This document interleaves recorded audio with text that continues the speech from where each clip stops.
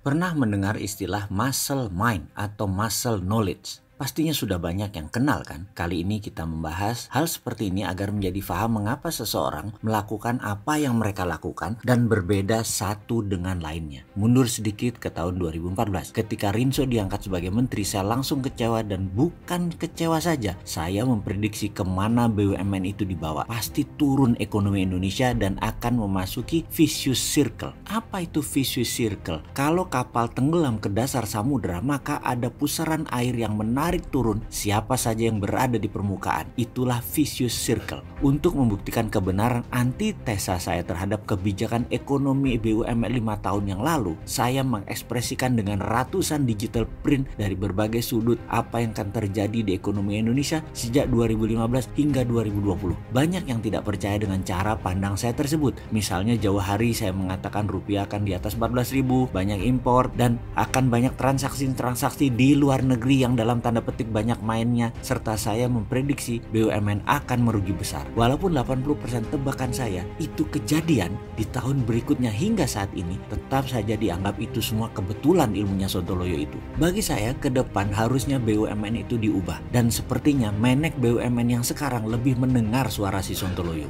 Intinya saya ingin Indonesia selamat ekonominya, bukan mau mengkritik brutal tanpa solusi. Kita bicara sekarang bidang ekonomi global. Saya ini percaya bahwa sesungguhnya G20 atau negara 20 besar dunia yang selalu menjadi acuan dunia untuk perekonomian sebenarnya sudah tidak ada. Yang ada hanyalah G2, bukan G20. Hanya ada Cina dan Amerika. Sekarang Anda mau jadi bolonya Amerika, Anda akan mendapatkan bagian dari global supply chain hegemoni barat, atau Anda mau jadi bolonya Cina, Anda dapat pinjaman uang Cina dan menjadi pasar produk Cina. Jangan berharap dapat jadi produsen atau menghasilkan sesuatu dengan Cina. Kalau manufaktur yang akan dibangun, maka hubungannya harus Cina yang benefit lebih banyak. Misalnya, Cina ingin menguasai industri baterai dunia, maka nikel jangan dijual ke negara lain. Ubah peraturan Indonesia supaya tidak boleh ekspor bahan baku nikel. Harus punya smelter, nikelnya harus dimasukkan ke smelter. Dan itulah Cina diuntungkan karena smelter yang ada di Indonesia semuanya milik Cina dan milik seorang pejabat penguasa saat ini.